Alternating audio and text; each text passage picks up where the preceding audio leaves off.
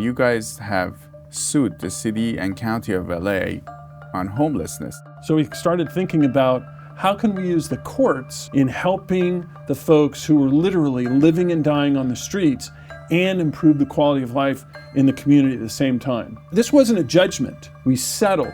We came to the negotiating table and we both agreed. The city agreed to these commitments and the LA Alliance for our plaintiffs agreed to these commitments. For the first time in a long time, we actually have hard numbers and goals that the city has agreed to be held accountable to. My guest today is Paul Webster with LA Alliance for Human Rights. Paul and his team have taken legal action to address the homelessness crisis in LA. We'll also dive into his efforts and the outcome of his lawsuit. Additionally, Paul will tell us what his thoughts are on what's behind the rise in homelessness in California and beyond nationally.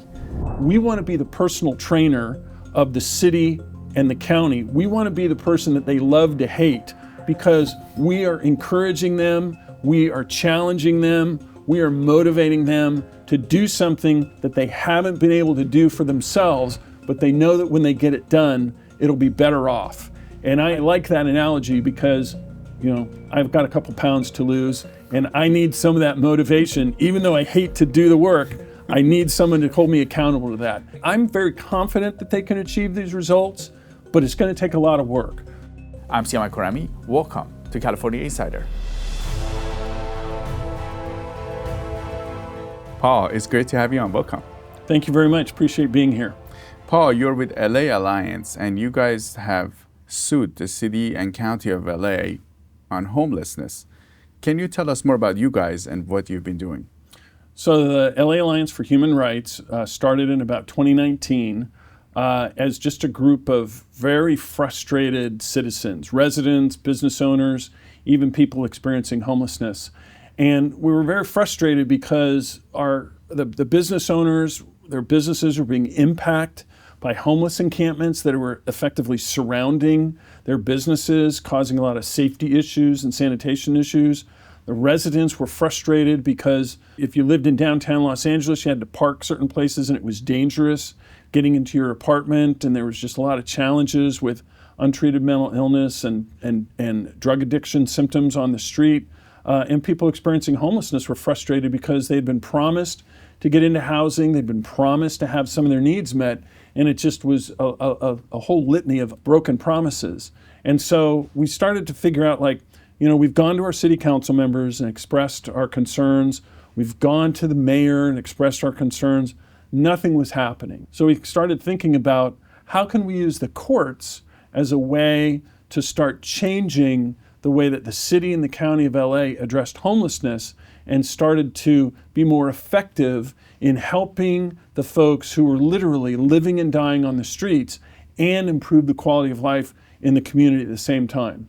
So in 2020, we filed a lawsuit in federal court against the city and the county of Los Angeles. We demanded three things. The first thing we demanded was more beds, more places for people to go to get off the street immediately and at scale. The second thing we demanded was more treatment, more help, so that once people got off the street, they could have some of their issues addressed, whether they're behavioral health issues, substance use disorder issues, serious mental illnesses were untreated. We wanted to make sure that once people got into a place to stay, they got the help that they needed. And the third thing that we sued for was a return to essentially public spaces. So we know that parks and sidewalks and streets, there's places in Los Angeles and Skid Row and the West Side where people literally have to walk into the street because the sidewalks are so full of homeless encampments. And that's not helpful for people experiencing homeless living on the streets, nor is it helpful for the residents just trying to get from A to B. So we wanted a return of public rights of way to their intended uses. So we filed this lawsuit. Judge David Carter, who presided over a similar case in Orange County. Right. Yeah. He took our case And he brought a lot of attention to it because he brought the mayor in, he brought the city council in, he brought the county board of supervisors in, said, I want to get to the bottom of this. We're going to get to the bottom of it. Ultimately, what happened is we settled our case with the city in summer of 2022, and then later we settled the case with the county in the fall of 2023, and these are the things that we achieved. So from the city, we received commitments of a total of 19,700 new beds that the city has agreed to provide for people experiencing homelessness. So shelter beds, or? Well, it could be shelter, it could be permanent supportive housing, it could be tiny homes. I'm not an attorney, but what I learned is that we can demand things as the plaintiffs, but we can't tell the city or the county how to do their jobs. So we basically said, you need to create the beds. We agreed on the number 19,700, and the city is now working to figure out how they're going to create those beds. What we won from the county was we won a commitment of 3,000 additional treatment beds and 450 additional subsidies for these residences called board and care, which are basically kind of home-like environments for people who are older or have more serious behavioral health conditions because they need a little additional assistance. And we won increases in the county's multidisciplinary teams and their home teams, which go out and provide behavioral health assessments and services to people who are living on the street. And the other thing that we won from the county is a commitment of cooperation with the city of Los Angeles. The city was going to provide all this housing, but they don't have a public health department, they don't have a mental health department, and so we received commitments of cooperation from the county to come along and support the city in serving those people who would be in those new beds. And the last thing that we won was a commitment from the city of Los Angeles to reduce homeless encampments by 9,800 encampments. Now, you might say, well, how'd you come up with 9,800 encampments? Well, to tell you the truth, nobody really knows how many encampments there are in the city of Los Angeles. So we had to kind of do a little figuring based on the point in time count and based on some of the estimates of encampments. But the city agreed to reduce encampments by 9,800, and we received milestones and metrics, which basically mean commitments at the city council level to say, here's the number of encampments that are going to be reduced in this 6-month period, and then the next 6-month period, and the next.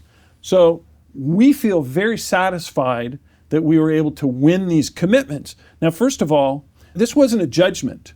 It wasn't like we went to trial and the jury said, LA Alliance, you win, city, you lose. That's not what happened. We settled. We came to the negotiating table and we both agreed. The city agreed to these commitments and the LA Alliance agreed for our plaintiffs agreed to these commitments. Why is that so important? Well, for the first time in a long time, we actually have hard numbers and goals that the city has agreed to be held accountable to. That is important because typically what happens, particularly in homelessness programs and homelessness efforts, you say, yes, we're going to provide housing. Yes, we're going to provide services. Well, how many? Over what period of time? And what happens if you don't follow through on those commitments? So one of the things that we also won in the settlement agreement is we won the ability to go back into court and to use these milestone and metrics to hold the city and the county accountable so that we're actually making progress on the crisis of homelessness in Los Angeles. That's very interesting and fascinating because you guys came together, so you're working together. Do you think they can achieve these results? I'm very confident that they can achieve these results, but it's going to take a lot of work. Part of our legal team, he characterized it this way. He said, we want to be the personal trainer of the city and the county. We want to be the person that they love to hate because we are encouraging them, we are challenging them, we are motivating them to do something that they haven't been able to do for themselves, but they know that when they get it done, it'll be better off. And I like that analogy because, I've got a couple pounds to lose and I need some of that motivation. Even though I hate to do the work, I need someone to hold me accountable to that. And so we really are confident that the city and the county can do this. And here's the other thing. If they can't do it, it really sends a signal to the citizens and the voters and the residents that there's need for fundamental change in Los Angeles if they can't meet these commitments and meet these metrics and milestones. Now, this homelessness issue, and you've been involved with it personally in some nonprofits, you've worked with some, and this has become a really big issue for Californians. And it's not just LA, San Diego, in San Francisco, in the Sacramento. Mm-hmm. In your opinion, in your thoughts, why can't we solve this? I think it's a very simple answer to a very complex problem. And the simple answer is we're using the wrong tools to get a result that the tool can't achieve. In 2009, Congress changed the way that they directed funds to communities to help them and support their homelessness efforts. And what they did was they went from a system where they would just provide money to communities and say, communities, we'd like you to help, and you could do it through mission, through rescue missions. Right, essentially. Yeah, you could do it through innovative housing programs. You could do it through transitional housing programs that provide kind of, sobriety services or things like that. Here's some money, figure it out. We hope you get good outcomes. In 2009, what Congress did, he said, look, we feel that we have the answer to solve homelessness. In fact, in 2009 and 2010, some of the leading homelessness advocacy organizations posted and remarked and said, we found the solution to homelessness, and we're going to end homelessness by January 2023. They said, we're going to focus on providing what they call permanent supportive housing to people who are indigent and who are living on the street and homeless. We're going to create a system across the country so that if somebody lives on the west side of the city and doesn't have a place to live, but we know that there's a place on the east side of the city, we're going to be able to connect them, and we're also going to support them in a way that they're going to stay in this housing. That was the goal, and they changed the programs. So what happened was, at the ground level, you had programs, ministries, community-based organizations that were working kind of on a contractual model with the people that they work with. In other words, they said, look, if you need housing, if you need help, we will exchange housing, we will exchange help for your agreement to follow our practices and follow our rules. And our hope is, after a couple of years, you'll be able to achieve self-sufficiency. What Congress did is they said, we don't like that model anymore. What we really want to do is we want to provide government subsidized leases to people experiencing homelessness, because when you apply the Federal Fair Housing Act to people in leases, they're not allowed to be evicted except for not paying the rent, engaging in criminal activity, or destroying the property. So this was kind of a way to change the way homelessness services were provided, and instead of programs saying, we want to help you and we're going to invest in you to help you, now instead of a program and a client of that program, the person experiencing homelessness is now a tenant, and now I'm a landlord. So what's happened is we've created a very low barrier, no accountability, few requirements are needed for people experiencing homelessness to get into housing. And on its face, there's nothing wrong with that. But at the same time, 2010 to 2013, what wasn't seen was this significant influence of new addictive and powerful drugs coming into communities. I'm talking about methamphetamine and fentanyl. So now you have a population that are unsheltered and unhoused because of behavioral challenges, serious mental illness, and drug addiction, who have just exploded because of these powerful and addictive and ubiquitous and cheap drugs on the street. So it's a complicated circumstance because you have these people with significant behavioral health issues that the federal government, the state of California, cities and counties in Los Angeles are trying to solve the problem with housing when the problem is much more than housing. And they simply don't have the resources or the focus or the incentives to do it in a way that really helps people who are in desperate need on the street and helps the community who are experiencing the negative impacts of what happens when you have an unhoused population who, according to California Policy Lab, are majority have some kind of mental illness and some kind of drug addiction. Now, so what you're saying, essentially from what I'm getting, is that we came up with a solution in 2009 that was based on the kind of experience we had at that time. Mm-hmm. And then things changed with these drugs coming to the market, and we are keeping that solution essentially. Yeah, that's exactly right. So, and what's happening is now the messagings are starting to change. When we first filed our lawsuit in Los Angeles, we have members of the Los Angeles City Council, members of the Los Angeles Board of Supervisors saying, we know the answer to homelessness and it's housing, housing, housing. That's what the policy was and is.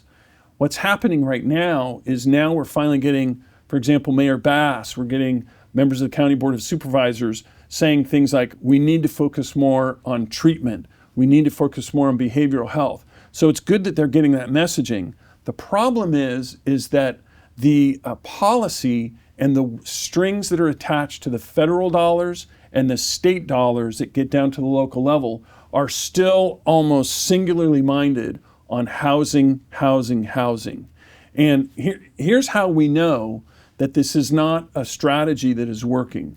From 2009 to today, we have spent more money at the federal level, at the state level, at the local level. We've spent more money than ever before on homelessness assistance programs.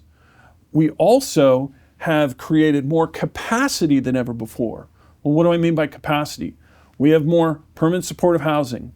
We have more interim housing. We have more navigation centers. We have more outreach workers. We have more ancillary organizations who do things like, provide showers or provide hygiene kits or provide meals. We have more capacity than ever before to help people who are assisting homelessness. And based on the point in time count numbers, which have some challenges, but they're the best numbers that we have, we see homelessness increasing over every year, increases, and increases, both at the state level, both at the local level, and at the federal level. And the increases that are happening the most are in the unsheltered population, the people who are living on the street. And among that population, we know that the significant subset of that population are experiencing serious mental illness issues, untreated behavioral health issues, and substance use disorders, often co-presenting. So this is why I say we're using a tool that is not achieving the results because it's the wrong tool. Housing is the wrong tool when we're looking at a population that is so significantly impacted by behavioral health, substance abuse, and mental illness issues.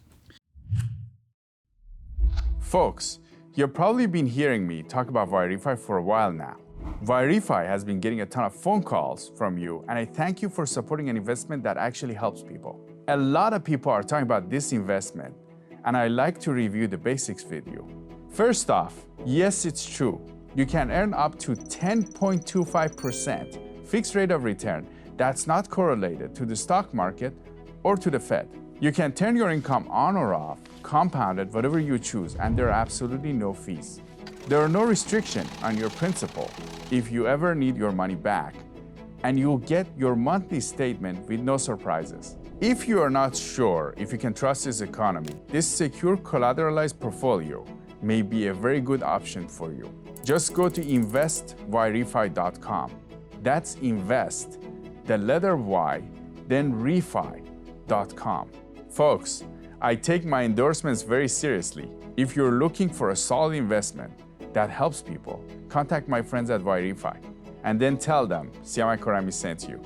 Now let's go back to the interview. You're saying this is a federal policy and even the local leaders are starting to shift. Why can't we shift locally? Can you explain that? Well, part of it is because there's so much investment that has already been made on the creation and development of permanent supportive housing. So permanent supportive housing is expensive, and it also takes a long time to deliver. The other thing is that there are not enough resources. The federal government and the state government doesn't provide the same amount of funding to support things that would help people get off the street really quickly, like congregate or emergency shelters. So Los Angeles has a really low amount of emergency shelters. So that's why you see things like Mayor Bass's Inside Safe program trying to use hotels and motels as a way to get people off the street with Inside Safe. But we're not able to change because, unfortunately, even so we're seeing increases in homelessness and we're seeing lots and lots of money. In my view, I feel that there is somewhat of a political agenda to say we want to create more housing, we want to increase the subsidies for homelessness housing and low-income housing, and that is such a desirable political goal that it's hard to shift to a goal that would be more focused on addressing behavioral health and increasing access to treatment. The other thing is that even though housing is very expensive, the provision of behavioral health and treatment, the way that would really impact this crisis, is just as expensive. It's very expensive. And so we have kind of a siloed approach in terms of is housing the answer or is behavioral health and treatment the answer? Now we're dealing with healthcare issues and how the federal government reimburses Medi-Cal as opposed to housing issues and how the federal government can just subsidize units through the continuum of care program. So it's complicated, and I think what's happening is people are starting to shift and decision makers are finally starting to shift and figure out we need to do a better job of integrating treatment with housing. How we do that, we're not quite sure yet, but I think it's starting to turn a little bit. Paul, you're very confident that this model is not working. Was there a moment you figured out? Yeah, at one point in my life, I was looking for a job. I had been working for a community-based organization in public policy and doing advocacy work, and a new regime came in and I found myself unemployed. And a friend of mine basically said, Paul, I want you to think about and meet with the head of this community-based organization that helps homeless families. And I was like, I'm a policy guy. I don't do program. I mean, what are you talking about? And I don't know anything about homelessness. This is not my area of expertise. But anyway, I met with these folks and we really hit it off. And the dilemma that this organization was in is they said, look, we have a very successful program. We know it because we have a high level of people who have come from a background of addiction, who are now living lives of recovery. We have people coming into our program whose families are in a mess. Their kids have been taken by Child Protective Services, and we have a very high level of success of reuniting these families. And we have folks that have had very poor workforce skills and didn't have a good history of earnings. And we're seeing these folks come through this program being successfully employed and actually being able to afford a place of their own. And despite of all our success, our rewards, our contracts from the government are getting less and less. And so this was a policy problem. Why is this happening? And so what I started to do is dig into this policy. Was it a big nonprofit, by the way? Was it? No, it was just a regular local nonprofit that basically helped about 300 people at any one time. At one time, okay. Yeah, with housing and behavioral health services and case management and just local folks really dealing with the local issues, trying to help the folks in their own community that are having a hard time. And so when I started to dig into the policy, I discovered this change of the law in 2009, and I also saw the change in the regulations in 2013 that HUD implemented. And I said, well, the reason that you're losing money is that your model of helping people is now out of favor at the federal level and at the state level and at the county level. And you're either going to have to change your program to start getting those funds back, or you're going to have to say goodbye to those funds because they're not changing anytime soon. So this program was as a sober campus. They drug tested the folks that they were helping. They had requirements, whether it was curfew, whether it was things about how they earned money and what they did with that money. They had mandatory programming that said, you need to be in this class for this long, and you need to successfully complete that class. And as you do this, you're going to gain assets so that eventually when you graduate, you'll be able to live self-sufficiently. And that was the goal of their program. Well, that's a big change. All of those things, requiring people to participate in programming, that is out now from the federal and the state policy.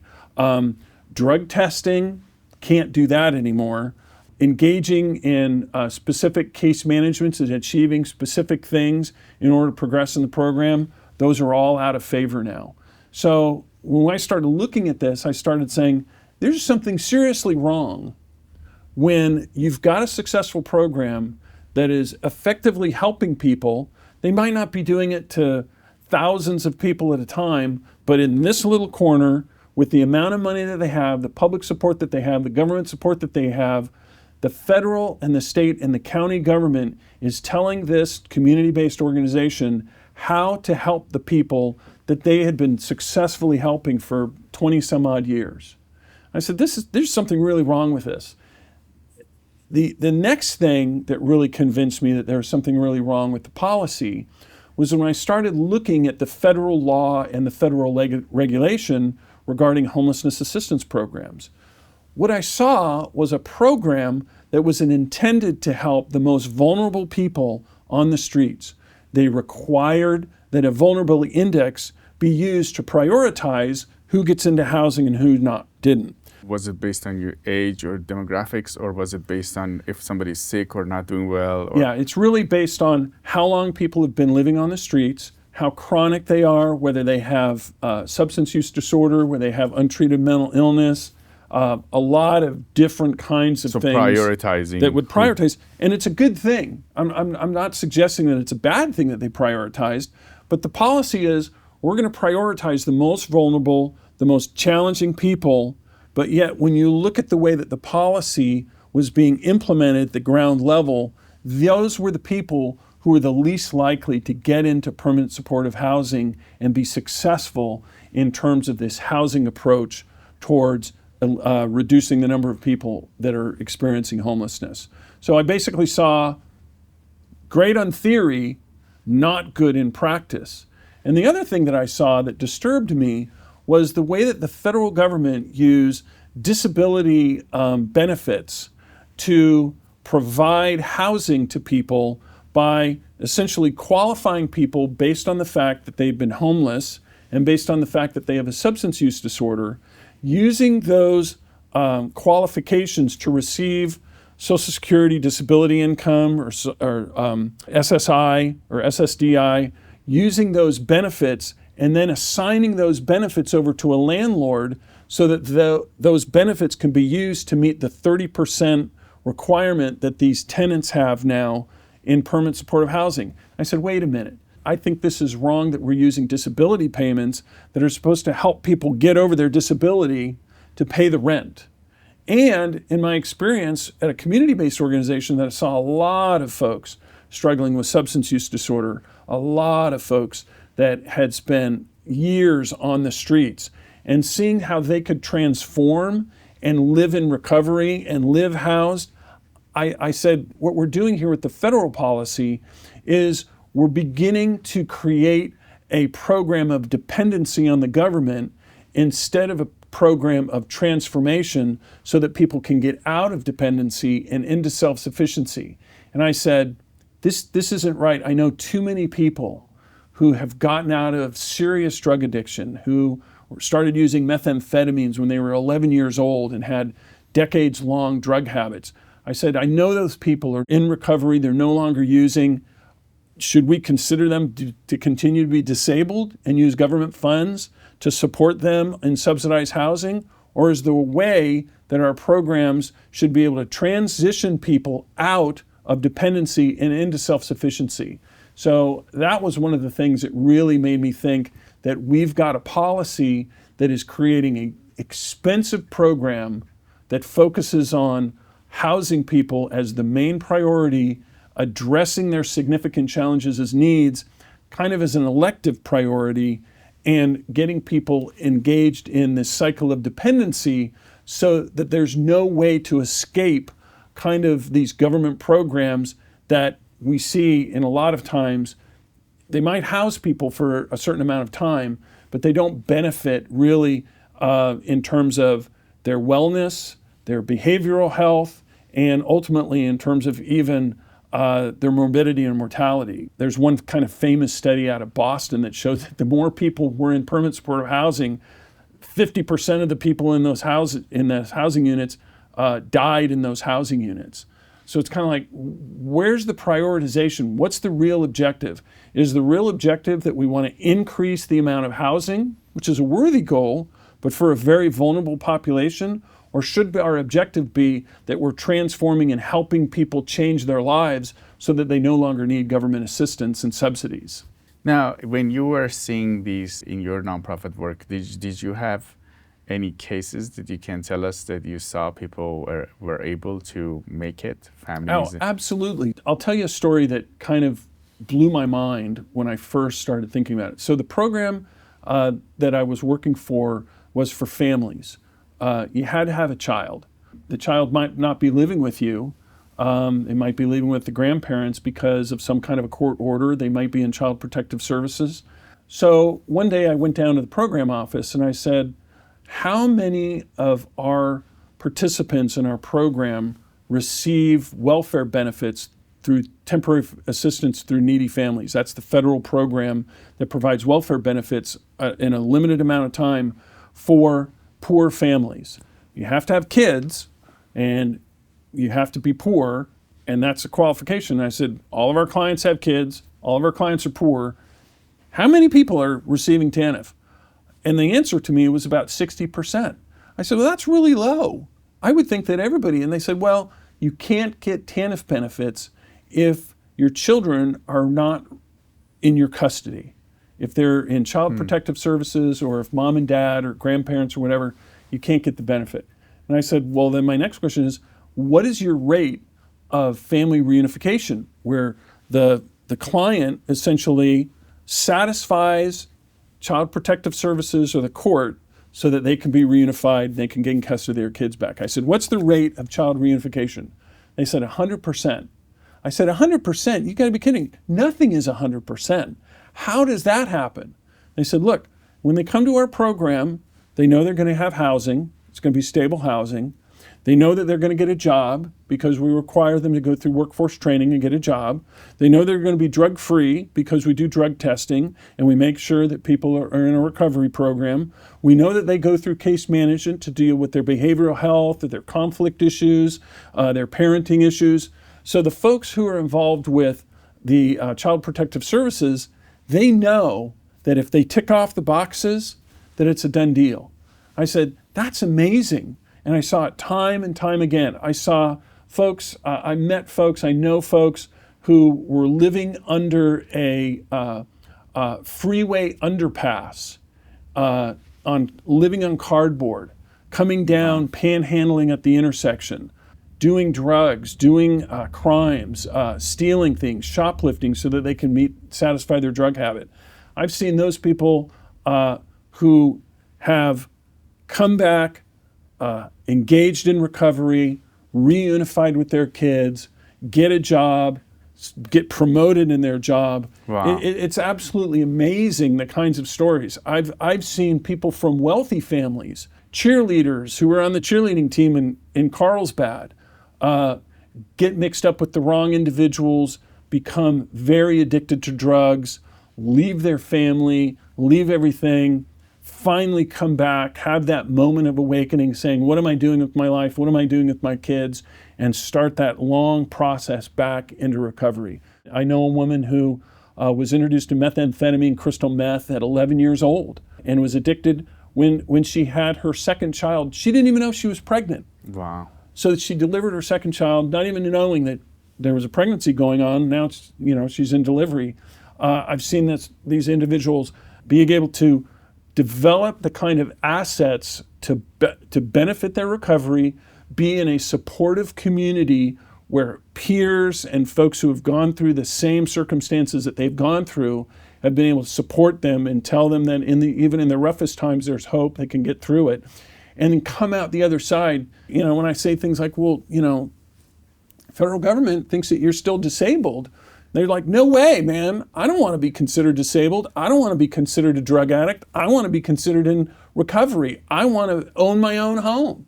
I want to bring my kids back with me. I am going to teach my kids to stay away from those influences that I was seduced by so that they can have a better life. That's amazing to me. I mean, I have a friend up in San Francisco who talks about how it's easy to get addicted and stay addicted, but it's hard to get treatment because we just make it very difficult for people. It's kind of like, okay, we run into somebody, they want to get into recovery. Well, let's set an appointment for you next week. Like, nobody living on the street is pulling out their calendar and saying, okay, yeah, next week at 10 o'clock, I'll be there. That's not the capacity that they're in. They need assistance, help right now, right at the decision where they're thinking about getting into recovery. Because they may change their mind, right? Because they may change their mind. It's very hard to get to that. They might not live till next week. I mean, literally, so many circumstances could happen. And so we started thinking about, like, if it's easy to stay addicted, hard to get into recovery, how do we start casting a vision that says, let's create a system where it's easy to get into treatment, easy to get into recovery, hard to get addicted, hard to stay addicted. Same thing with mental illness. How do we create a system where it's easy for people to get treatment and it's hard to compensate on the streets with an untreated mental illness? And so when we're thinking about these issues and the tens of thousands of people who are unsheltered in Los Angeles struggling with these issues, and we start understanding that the tool that they're using to treat their significant issues is housing, it's a good thing. I don't want to discount housing as a benefit, but it's not the whole picture. And we need to create public policies at the federal level, state level, local level, where we're really integrating these treatment programs and helping people really where they at the same time of providing them the appropriate kind of housing and support that they need. Now, Paul, it's great that you're working on this because you have the public policy experience and then you also have seen it work and you have seen the impact on these individuals. So you have a pretty well-rounded idea. And you have worked with county leaders in LA and government officials. Do you think we can figure this out? I'm really hopeful that we can. It's a struggle because, just look at the county of Los Angeles, $58 billion budget. I mean, this is a lot of money that's controlled by 5 supervisors. So and they have a myriad of directors and staff and programs. They're very invested in these programs, and change in some of these programs is very hard. City of Los Angeles, they invested billions of dollars into, remember, Project Home Key and Project Room Key. Now we've got Inside Safe. We've got these interim housing. We've got a number of permanent supportive housing units, thousands and thousands of permanent supportive housing units. But I think the biggest obstacle to really getting this to work and function effectively and efficiently is making sure that the right hand knows what the left hand is doing. And there's just a lot of challenges where you've got folks that, at the local level, maybe a city-funded outreach worker finds somebody who's in need, wants to get them to a resource, wants to get them to a referral that's going to help them, but the county just can't seem to match up with them.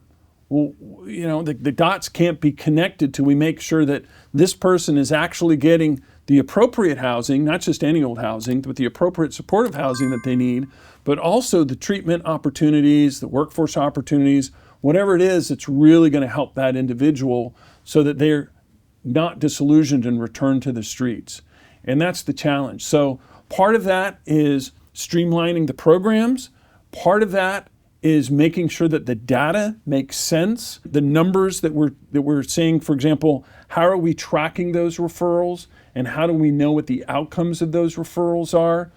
Part of it is making sure that contracts are managed well, and that when the city of Los Angeles writes million-dollar checks to service providers, people know what they're spending that money on and what the outcomes are. So one of the great things about our lawsuit that just happened a couple of months ago is that Judge Carter ordered a comprehensive independent audit of the city of Los Angeles' homelessness programs. So we're excited about that. We've been very involved in setting the scope and the work product for what that audit looks like and what might come out of that. But our hope is that this is going to be one piece of the puzzle to say, is the city of Los Angeles, do they have good programming? Are they effective in terms of what their objectives are? Is the money being used wisely and efficiently? Are we seeing good management by the people who are stewarding these programs and monies? Or are there ways that we can improve in terms of course correction? Because if we're spending $250 million a year on a program and we're not seeing the results of it, we should probably intervene and do something with that $250 million so that the people who need the assistance are getting the assistance. So find out which programs are working, which programs are not. And there's a lot of challenges. Yeah. I saw a budget for a certain program that seemed to be only dealing on average with, there was a safe parking program, maybe a dozen cars at most at any one time, and people living in their cars.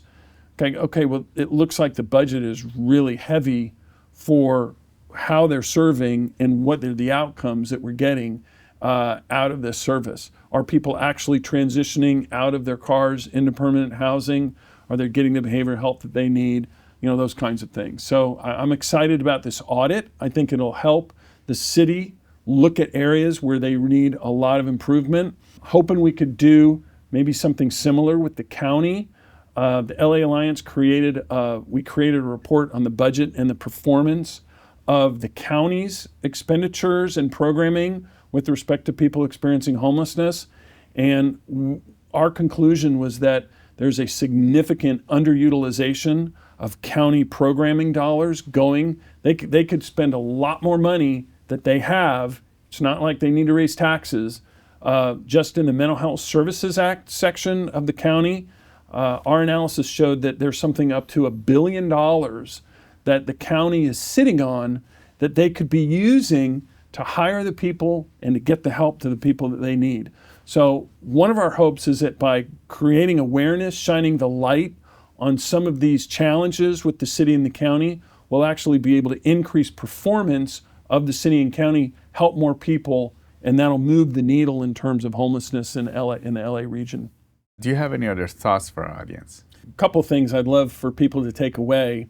One of them is we need to kick the tires, and we need to hold the city of Los Angeles, the council members and the county board of supervisors, we need to hold them accountable to the metrics and the commitments that we won through our lawsuit. So I would really encourage people to be engaged, to understand a little bit more about how the city and the county are utilizing funds and programs and how they intend to fulfill the commitments of our settlement agreement. People can get involved by visiting the LA Alliance website at la-alliance.org. That's la-alliance.org is our website.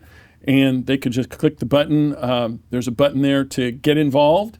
There's also a button to donate, so you could support what we're doing and trying to bring change to Los Angeles.